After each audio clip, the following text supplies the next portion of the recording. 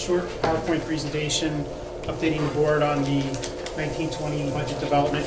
Dr. Riker and I will be providing an overview of these budgetary updates. I also did hand out to each of the board members a copy of the budget document, which we will be asking for your consideration for final approval at our April 30th board meeting. So on March 26th, the last update we provided to the board, our total budget expenditures and revenues balanced at $92.6 million. At that time, we were able to balance the budget with a 2.3% tax increase. As we did explain, the Act 1 base index for the 1920 school year was 2.3%. So we were able to balance our budget with the base index at the $92.6 million. One of the things we talked about last month was the modifications to the revenues from some of our past practice when building the budgets. Typically, when we present a budget at this time of year, we do not anticipate any basic education funding. But to balance the budget, as Dr. Whiteleather said, to bring it down to the index, we did load into the revenue side of the budget $8,000 for basic education funding. And at the same time, the fund balance payments for severance, we did take that out of fund balance in the tune of $250,000. Although you can look at severance pay as a one-time, because it's a one-time expenditure per individual, severance pay through the contracts is an ongoing revenue. And the last thing we presented as modifications last time, due to the retirements, was a change in the FICA retirement reimbursement of $30,055 for a total of roughly $320,000. So on April 8th, we received this update to the county's taxable assessments. So we receive periodic updates from the county assessment office. They will notify us as additional properties come on, the value of those properties for us to utilize in terms of calculating our local real estate tax collection. As of the April 8th update, we were able to see a significant jump. I did provide the board with an update. The primary driver was the warehouse right behind Kelly Nissan. They put on a rather large expansion onto the end of that particular warehouse. So with that included, our revenues did increase to the tune of $510,000 based on those assessed value increases. In the modification of the revenues that we are proposing tonight, it would be to go back to what we have historically have done with the budget, and that is to take the basic education funding back to zero, and also to not use the fund balance for payments of service. So this would be an overall net change of $350,000. So on the expenditure side of the budget, we are proposing one new professional staff position for a total of 4 additional positions to the budget. Those would be brand new positions to the tune of $100,000. That includes salary and benefits for that position, as well as increasing the district's contribution to EPTAP, is our medical insurance consortium. We have recently had somewhat of a difficult trend in terms of some high claimants hitting our insurance, and one of the items we would like to make a contribution, sustainability contribution towards that in the tune of $60,000 for that particular line item.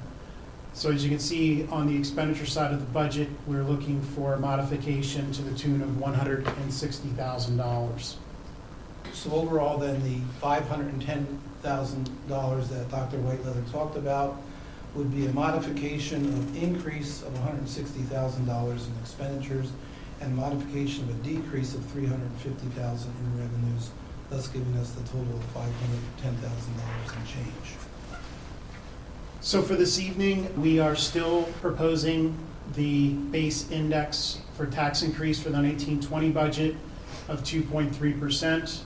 As we did review at last month's meeting, the district is also allowed an adjusted index, which would allow, if the board would choose to increase above the base index, 2.8%.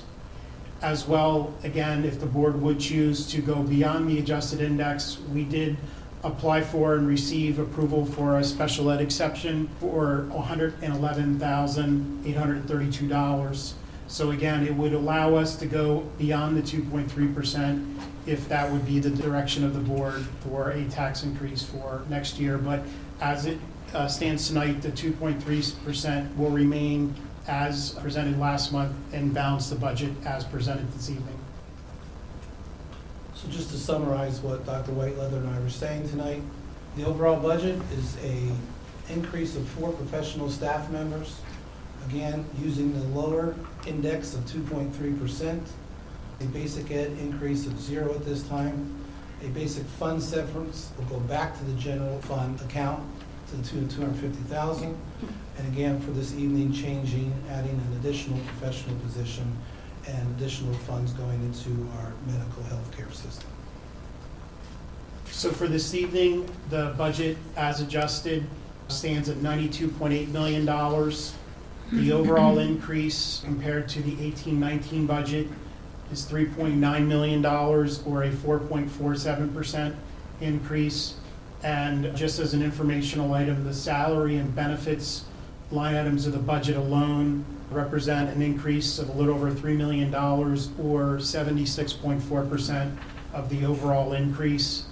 Looking historically, the 18-19 budget as compared to 17-18 was a little over $4 million increase, or a 4.82%. And then lastly, the 17-18 budget was an increase of $3.5 million, or a 4.41% increase. Again, we're going to continue to ask everyone in the room and those who will watch the video that if you know of anyone that may qualify for the property tax rebate, please reach out to us. If an individual is not sure, they can contact the business office and they will let them know if they do qualify. And if they do, they will be more than happy to have them fill out the paperwork for the rebate. We want as many individuals in our district that qualify for the rebate to take advantage of this option. The next vote for the board to take on the budget would be at our April 30th board meeting. This would be the final step in the budget approval process. So administration will be asking for the board's consideration at the next board meeting for the final budget adoption. That concludes our presentation, and we'll answer any questions that anyone may have at this time. Thank you.